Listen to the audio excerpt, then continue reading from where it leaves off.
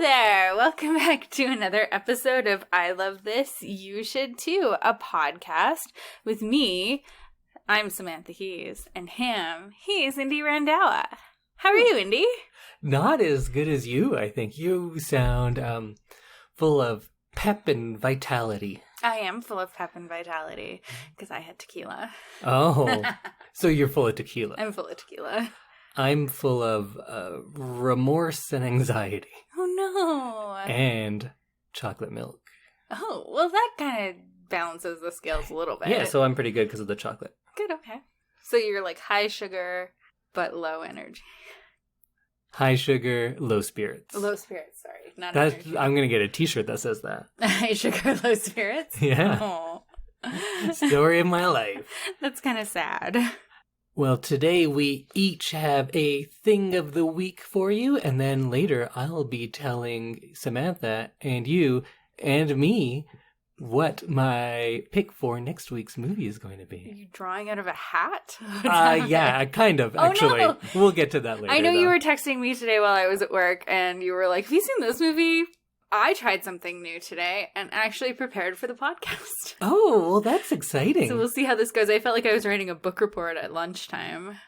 That's how I feel all the time. I write a lot of book reports these days. So we'll see if that goes any better, and you can let us know if I sound more prepared or if I should just wing it like usual. Everyone loves your off-the-cuff style. Yeah, I literally don't choose before we actually start podcasting, so... And sometimes I'll have pages and pages of notes, but then when I go off and do like a big rant and a big soliloquy, that's always off the top of my head. Yeah. You prepare, like you have things in front of you. Today I actually like kind of wrote myself a script. That's exciting. Yeah. I wrote down some stuff as well because my thing of the week, well, I have kind of two, because you know how I love praising things I love. Yes. I also love condemning things I hate. Oh, is this So it's a double. a negative thing of the week? Here's something terrible. Here's a remedy for that terrible thing. Oh, I like that. So That's my a new twist. thing of the week is Pablo Torre and his works. And you might not know who that is, but we'll get into it. Because my big thing I've been complaining about a lot lately is sports journalism. Right. And I could do like a full episode on just sports. I kind of wanted to do like I love this, you should too, sports. And then I would just talk about why sports are important and like...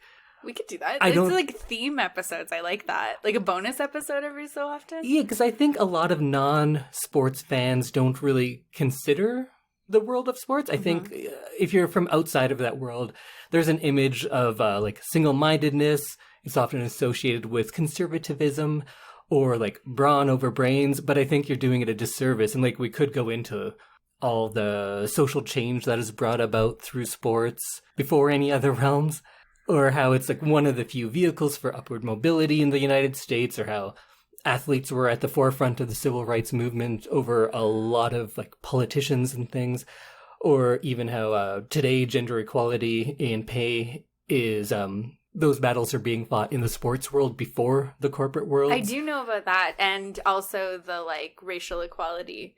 Yeah, like the Minnesota Lynx in the WNBA, they were wearing Black Lives Matter t-shirts in 2016, so like 4 years before all the Twitter people were all over it.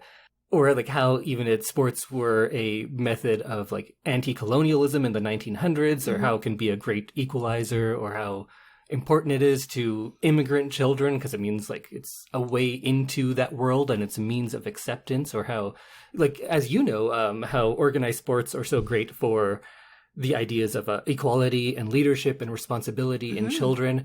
But I just ranted for that's not my thing though. No, that's okay. No, I was just going to agree with you and say, yes, I do feel very strongly about the fact that like my coaching helps these kids become adults.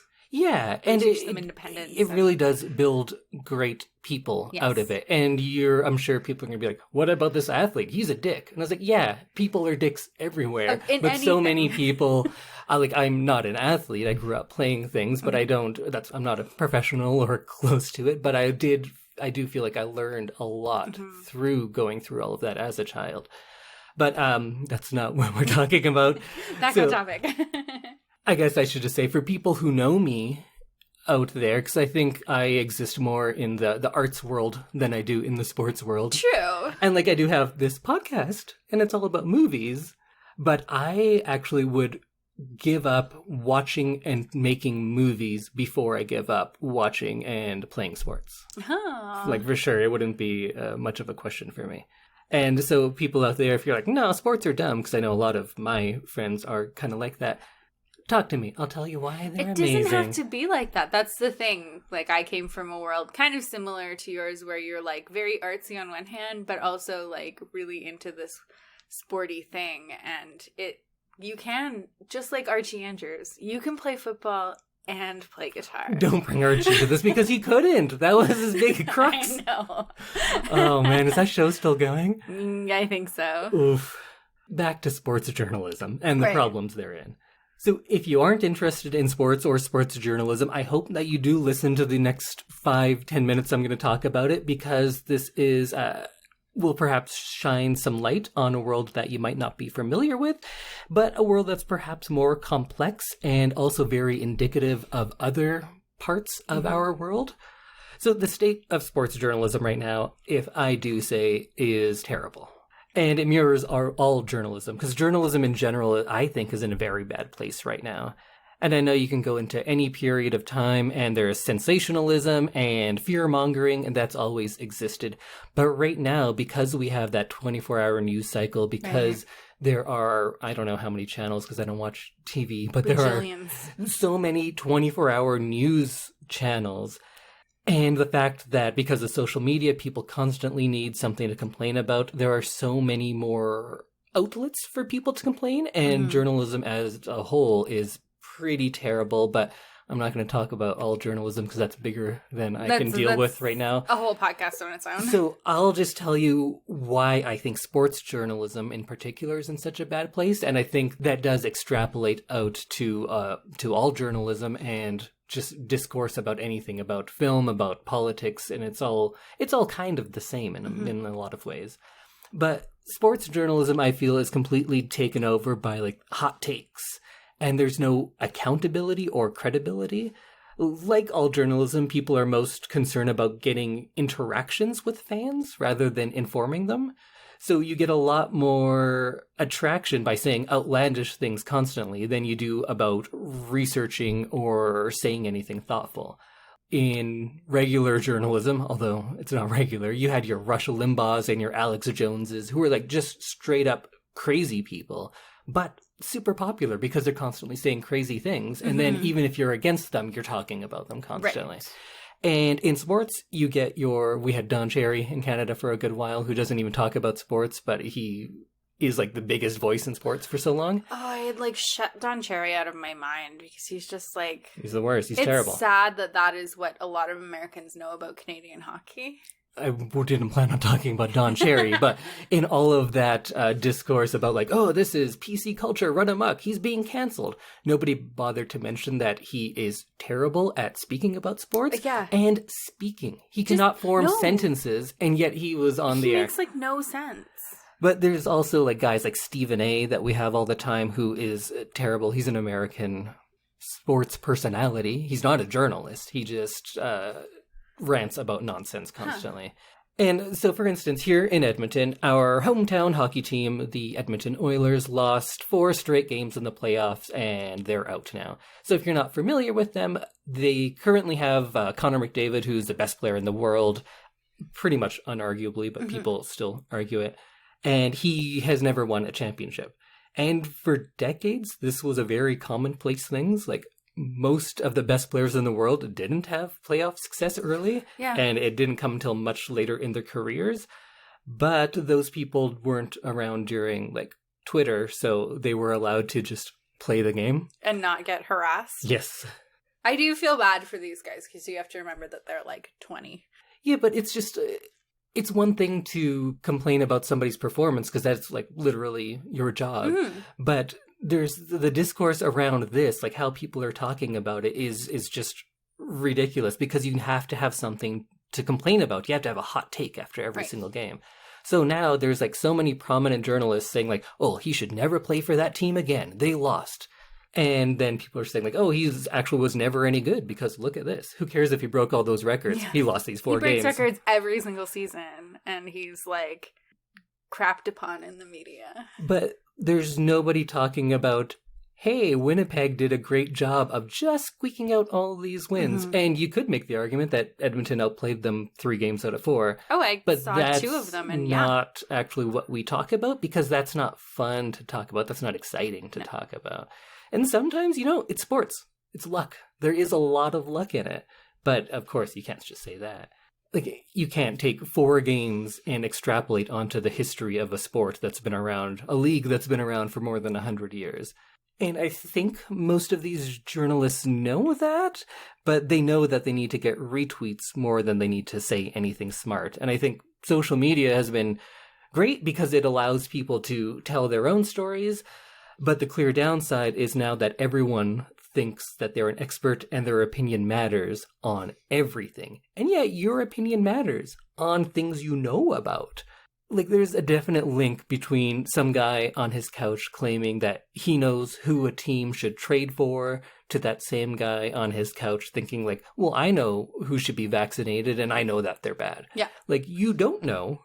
You just have an opinion and you have an outlet for it, so you think that opinion is valid. That people are listening, yeah. But it's not. But the thing is, people are listening because they just want to fight, or they want to be like, yeah, the most extreme attitude is the one that I'm going to agree with. And they just want to feel validated, right? Yeah. Like, I thought about this once, and someone else said it on Twitter, so it must be true. Stephen A. said it, so, like, now it's cool. Yeah. Or remember we were watching the Super Bowl, the Atlanta-New England year, and Atlanta was up by quite a bit, and a bunch of newspapers put together the front page, and we got to see those before the game was actually over. Mm-hmm. And the headline was how Tom Brady was never any good, or about how his career is now over. And of course, he orchestrated one of the best comebacks, went on to win the game, went on to win several more Super Bowls, and I'd say maybe the best football player of all time? Maybe Jim Brown. Probably Jim Brown, huh? It's tough. See, I don't have as much opinion on that as you do. But either way, with 15 minutes of extra football, the narrative went from his career is over and he was always overrated to he's the greatest player that ever lived. And it's just so reactionary that I hate it. And even if you're not a sports fan, you know that you can't judge a person's life by 15 minutes. And just like with Alex Ovechkin in the NHL, within 2 years, the conversation went from that he doesn't deserve to even be in the NHL, he's going to be cut by his team right away, to maybe he's the greatest player of all time. And now we're back to like, oh, he needs to leave that team if he wants them to win. He should sacrifice his career for their sake. That's the newest thing that was today. Bad and luck. all of those very ridiculous takes. Yeah. But I'm not just going to complain. I got all my complaining out. So I have an alternative to the Stephen A's and Don Cherry's of the world, and that is a man named Pablo Torre. I love Pablo Torre. So I first became aware of him when he would guest host on this show, Pardon the Interruption, PTI, or Sports Shouting, as it sometimes is. And he would guest host with one of my other favorite sports writers, Tony Kornheiser. And between the two of them, they would have the most incredibly thoughtful and intelligent takes on the world of sports and things outside of that world. But he would only get to guest host when one of the other hosts wasn't there. Oh. But recently, I started listening to the ESPN Daily podcast, which is hosted by Pablo Torre, and I think it's pretty fantastic. Oh. It's especially good and refreshing because he doesn't need to have a controversial take on everything. Right. He just has a really thoughtful approach and takes into account the history of the sport, which is especially impressive because he's one of the younger guys in this world. I think he's a little bit younger than me, but he seems to have a grasp on the history and doesn't think that whatever happened in the last week is the most important thing all the time. And I also like that he doesn't claim to be an expert on everything. Mm-hmm. Like, despite the fact that he's clearly more knowledgeable than most people who think they are. So it's a daily show, so you get 5 a week, so they have to go through a lot of stories, and there's a lot of prep time in all of these. So a lot of the episodes, he turns them over to like a real expert on that specific thing. Like he brings in a correspondent from Moscow to talk about how players are being threatened by the Putin government. And because it's like, yeah, he probably has a take on that, but he doesn't really know. He's not in Moscow. Right. So he defers to experts because I think one of the signs of someone who is truly intelligent is knowing that your intelligence does not cover all fields. If you're really smart, you know why experts are experts and you defer to them. Right. That's like, I don't know how a lot of vaccines work. I read about it, but I don't really know. Yeah. I don't develop the vaccines. So, you know what? This person developed them. I'm going to listen to them on this one. Exactly. And when he has these experts on, he listens to them rather than arguing with them.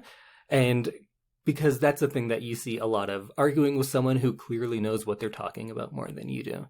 But I'll just let you know what this podcast is about. So in the last couple of weeks, some of the stories have been about, he did this one about the hesitancy in Black communities about vaccination and how it applies to NBA players. And the story wasn't about like, hey, these people need to listen.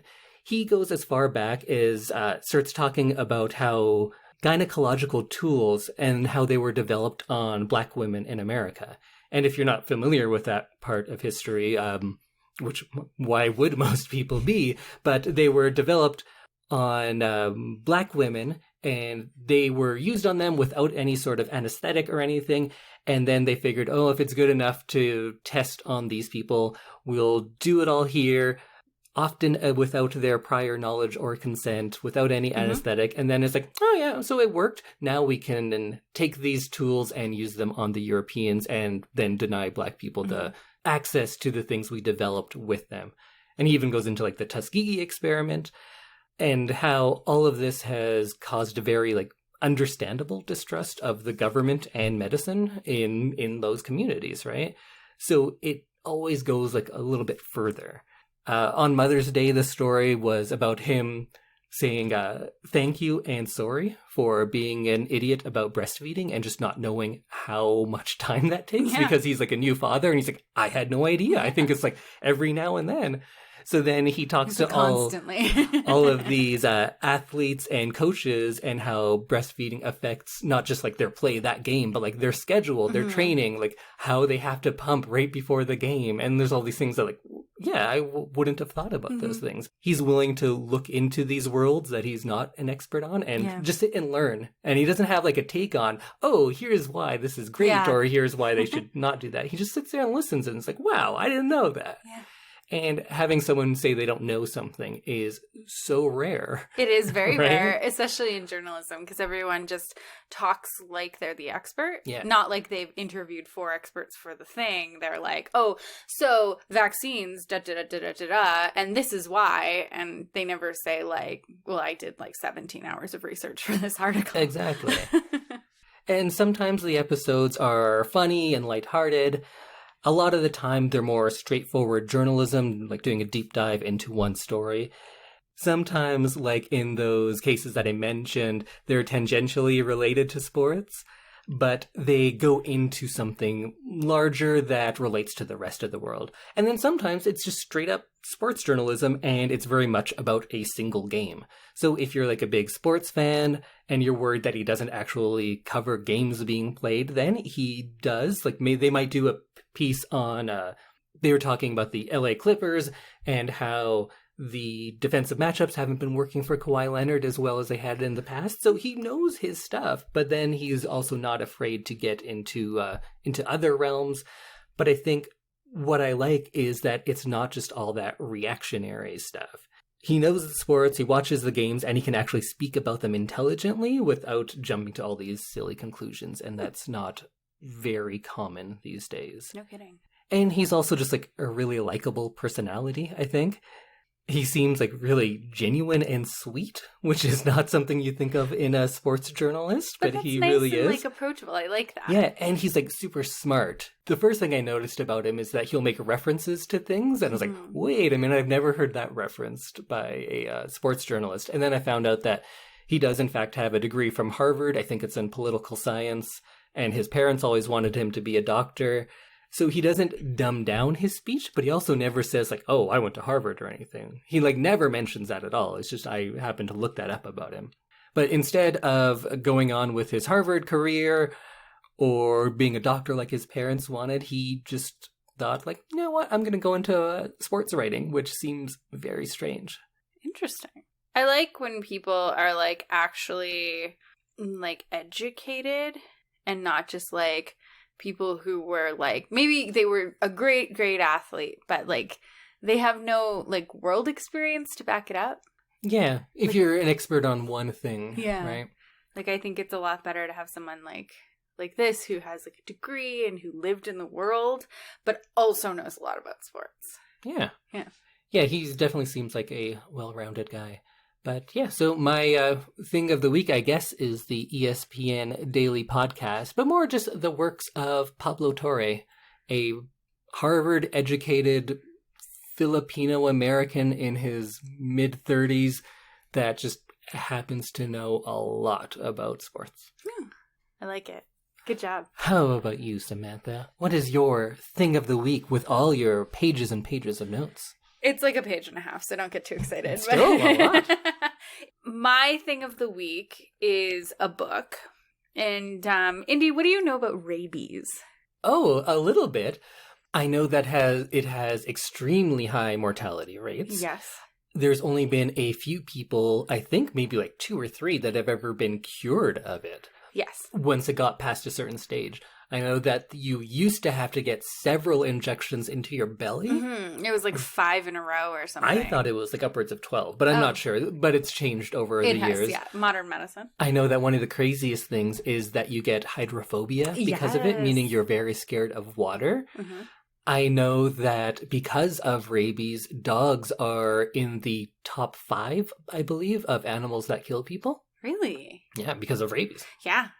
Is that enough? Should I go on? How long does it take to present symptoms of rabies? 4 months. 6 months to a year. Okay. So what if rabies developed within the hour? Then it would be a movie like 28 Days Later. Yes. So the book that I read is called Survivor Song. It's by Paul Tremblay, and it was published in July 2020. And it's set in Massachusetts during an outbreak of super-rabies. Super-rabies? Yes. Oh, shit, So man. instead of being a long, drawn-out, like, development of symptoms, you start showing symptoms in an hour, and those infected quickly lose their minds and are driven to bite and infect as many as they can. They're just, like, out of their minds. So it's pretty much like a zombie scenario. Yes, it's like a zombie scenario, and this one hit a little close to home just due to, like, the fact that there's, like, a pandemic out there. Mm-hmm. Nobody's biting anyone else, but it's just, like... Well, there's some people biting people. It's a highly contagious thing out there that is killing people. So it's... The main character is a doctor named Dr. Sherman, who is attempting to help a college friend named Natalie, who's 8 months pregnant. And Natalie and her husband were attacked by someone who had super-rabies, and her husband died trying to fight this person off, and Natalie also got bitten. Oh, shit. So this is kind of, it's a very fast-moving book, but also it, like, holds the suspense and is a little bit drawn out, if that makes any sense, that a book can be really fast but also drawn out. Well because paced. It's set over about 90 minutes. Oh, wow. Yeah. And it's like a full novel It was minutes. 9 hours to listen to, and it was about 370 pages. Okay. Yes. So the whole story is about Dr. Sherman and Natalie trying to get to a hospital that isn't either overrun with rabies patients and no longer functioning, or is not turning away patients in case they have rabies so that they can continue caring for the people that they have. And so Dr. Sherman finds a private maternity clinic that will take them just based on the fact that she is also a doctor. And they're hoping that they can save Natalie and the baby, or just the baby, depending on how long it takes to get there. Oh. Is Natalie also a doctor, or were you referring to Dr. Sherm? Dr. Sherman. Big Sherm, they Big call Sherm. her. Is that her name? No, it's Romola? Romola. Sherman. Yes. I haven't heard that name. So the book kind of goes, I don't want to give too much away because it does have like some fun twists and turns, but they meet people along the way who either help them or who have started to take matters into their own hands due to the fact that like the world is collapsing due to this virus. And I found it really thrilling to listen to. I enjoyed how quickly it moved and how flashing back to Romola and Big Sherm, and Natalie's college days sometimes kind of mirrored what was going on, like the chaoticness of what was going on in the present day. And like I said, parts of it hit pretty close to home due to the fact that there's like an unknown or like an unseen virus out there right now, but it made it seem more real as I already had built-in pandemic dread. Oh no. So that made it very like easy to really like get absorbed into this book because I was already kind of feeling it. Does the book take some of those standard tropes we see in zombie movies, the more modern ones of, so then they're out there and they find some people and they're well armed, like, oh, but they're helpful, but oh, maybe they're too dangerous as well. Yes, things like there's that. some fun, like, it doesn't treat it like a classic zombie kind of story, right? Like where like there's people just roaming the streets with the virus and you like have to, you can't be smelled because you smell like a human or like whatever, like the little tropes like that. But you definitely start to see people congregating as groups and trying to strong arm and like stronghold their resources and everything. And that becomes like a big part of the book later on. I think maybe you should watch zombie movies because the things you said that are the tropes, that doesn't happen. But the things you said this book does, that happens. Oh, okay. Maybe we should watch more zombie movies. Maybe I should change my pick. Probably to 28 Days Later. Oh, I haven't seen that. Or either of the Dawn of the Deads. So I'm not sure that this book would have been quite as tense if we weren't in the middle of a pandemic. But I think that if you are really tired about hearing about the pandemic and you just can't take any more, maybe skip this book. Because it definitely gives you that same kind of anxiety. But if you can handle a little bit more pandemic and a little bit more like crazy, unstoppable illness, then this is the book for you. I really like the idea that it only takes place over 90 minutes. Yeah. I've only read a few books that are within like a couple of hours like that. And it's so different than the majority of what I read. It's like a really refreshing take. And even though the book might be long, it feels quick, right? Because you're not with someone from birth to death, like so much of what I read is. Yeah, it's great because it's as the virus is like kind of becoming effective within her body after she gets bitten. Right. So you're like watching her deteriorate as the book goes on. Is it a first person novel? It's in the first person of Dr. Sherman. Okay. Yeah. I thought it'd be interesting if it was from the rabid person's point of view, because then like the text would change and the prose would become more erratic as things go on. You do get a little bit of that, but it's like, it's probably like 70% Dr. Sherman and then the rest Natalie, because she's leaving these voice messages on her cell phone for her baby because she just assumes she's not going to make it. Little Nat? Little Nat, yeah. Okay. Big Sherm and Little Nat. Yeah. So it's really interesting to see her kind of prepare. And then that's also where you get some of the college story because she'll tell stories and stuff about who is going to take over guardianship because they decide at one point that Dr. Sherman's going to take the baby if she doesn't survive. So I really want to ask you what happens, but maybe I'll do that after the podcast because we don't want to spoil it for anyone out there. You can ask me what happens. I don't want to say anymore just because like it's got some really good twists in it. I'm pretty excited. That sounds like a very exciting read. Yeah, my friend Megan from book club recommended it. We're in a true crime book club, so a lot of the things that we recommend to each other are darker and scarier. Big thanks to Megan. Could you tell me the name of the book again? Yeah, it's called Survivor Song by Paul Tremblay. All right, so go check that out. You got it from the Edmonton Public Library, I guess, did, yes, I did. And you can get it as an audiobook and an ebook and a regular paper book? All of the above. Wow. However you feel like reading this book. I've said multiple times on the podcast that I've like lost the ability to actually read things, so audiobooks are the way that I consume all my content now. It's very convenient. It is. You have to say it directly into my brain for me to say, like, to understand it. So, Indy. Yes. It's time. For what? Reach into that magical hat and pick the movie that we're watching next week. So what I did, I often have like a plan. I didn't really have the plan. It's been an erratic little while. So I went to my DVD cabinet. I picked 3 things pretty much at random. You said you'd seen one of them. So I now have 2, which I'm going to mix up and put behind my back. Oh my God. And you are going to pick one of my hands, and that's the movie we're going to do. This is right, and this is left. I'm going to go left. We are going to be watching the Wes Anderson film, The Darjeeling Limited. Okay. Tell me about this movie. Are you familiar with Wes Anderson at all? Have you seen his movies? I've seen a few. So if you are not familiar, he did Bottle Rocket was his first one, or at least the first one that I know of. Then he did Rushmore, Royal Tenenbaums, Life Aquatic, The Fantastic Mr. Fox, Moonrise Kingdom, The Grand Budapest Hotel. Mm-hmm. Have you seen any of those? I think I've seen like 2 or 3 of them. If I'm doing a Wes Anderson movie, and I do like his movies, I probably should have picked The Life Aquatic or Royal Tenenbaums, because most people think Tenenbaums is his best movie, and I don't really argue. I think I like Life Aquatic more. But instead, we're doing The Darjeeling Limited, which is maybe his least successful and least well-liked film. Really? Yeah, but I do remember liking it. So I saw it when it came out in 2007. I went to the Princess Theater here in Edmonton and saw it in our little art house one because it did not do very well, so it didn't go into most major theaters. Oh, interesting.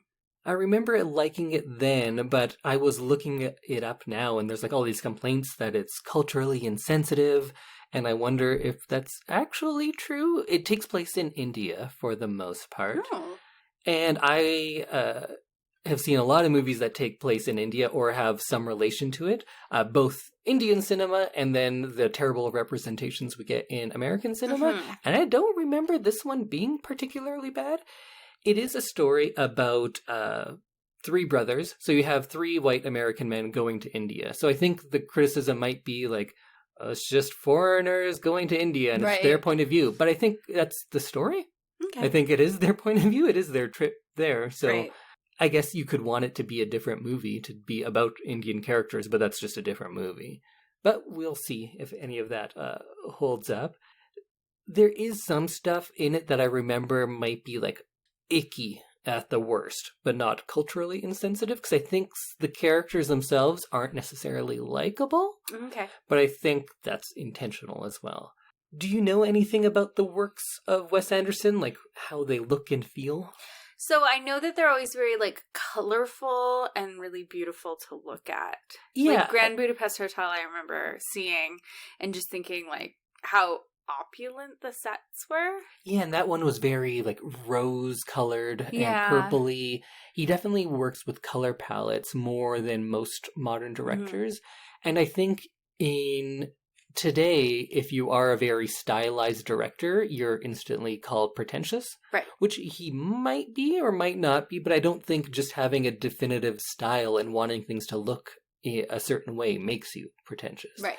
This one, of course, it takes place in India, so I think we're going to get a lot of that like saffron orange that's very popular, right? Yeah. But again, I saw it in 2007, so I'm hoping it holds up.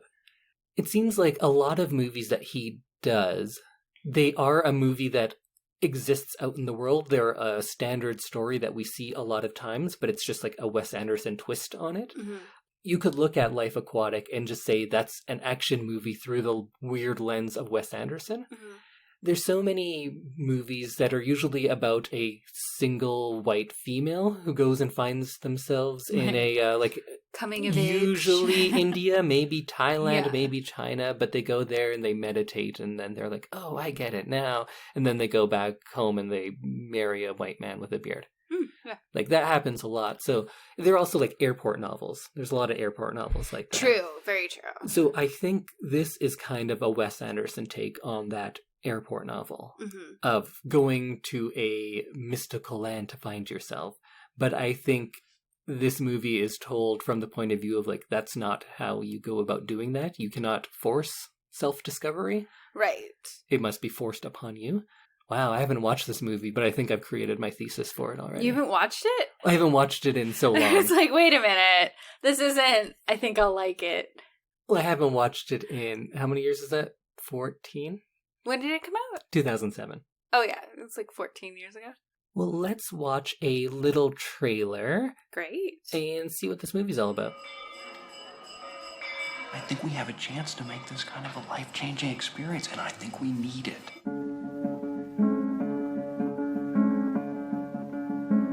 I want us to become brothers again like we used to be. You're the two most important people in the world to me. This is incredible! Why haven't we spoken in a year? Because we don't trust each other. Is that my belt? Can I borrow it? I want us to be completely open and say yes to everything, even if it's shocking and painful. You have any questions? I do. Okay, go ahead. What happened to your face?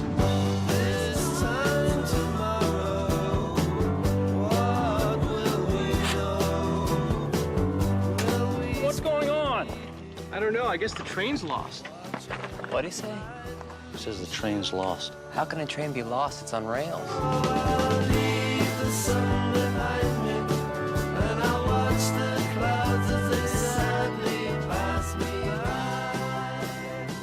That looks fun. I like it.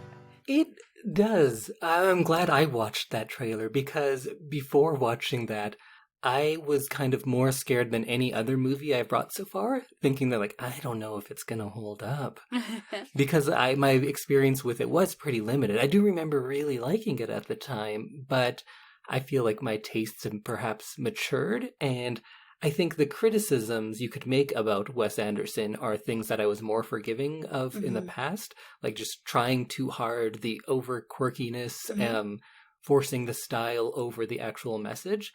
And I worry about that, but I hope that it is going to be as good as I remember. I do remember parts of this movie being more literal than perhaps I would have chosen them to be, and I worry that it might be a little heavy-handed.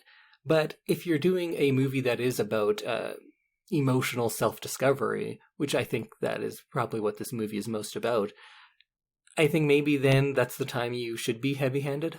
Right. Yeah, I agree. It looks like a Wes Anderson movie of Definitely. like what I know of. Like, it's so saturated with color. Yeah. But I think it's going to be exciting to watch. And I think, if nothing else, one thing I'm very confident in about this movie, the soundtrack is amazing. Yeah. The music is so good. The music in the trailer was fun. He used a lot of the music from some old Satyajit Ray movies. He did these movies called the Apu trilogy, which maybe at some point we'll cover, but I think that's when when we're really getting into it. Like, classic Indian cinema is maybe something that will come on this podcast at some point. They're so good. I need to rewatch those. Actually, that's my plan for the summer. Rewatch the Apu trilogy. Oh. So, The Darjeeling Limited from 2007, directed by Wes Anderson, starring Owen Wilson, Adrian Brody, and Jason Schwartzman. And also, Irfan Khan is in it, and he's only in a little bit, but he's just great always. If you're not familiar with him, as soon as you see him, you'll be like, oh, that guy, he's in everything. Yeah. And if you think he's in everything going into American film, you can't imagine how many Indian films he's in. I'm sure. He's great, and he has a small part. Also, little bits from Bill Murray and Angelica Houston as well. So you can check it out. We'll put a little link in the show notes where you could possibly watch it there. Also, it's currently on Disney Plus through their whole Star thing now. So you can watch it there if you have Disney Plus. Oh, awesome. I like that this movie is available to the people. Yeah, they have most Wes Anderson stuff, I looked today. Oh, interesting. They must own the license. I'm excited to watch this movie. You know what? I'm making a nice vindaloo today. Maybe this would be a time to watch it. That would kind of go well together. Yeah. Next week, we'll be back when you hear what I thought of the Darjeeling Limited. And if I still like it even. Yeah, so we'll see you next week when we find out our reactions to the Darjeeling Limited. Goodbye, everyone. Goodbye.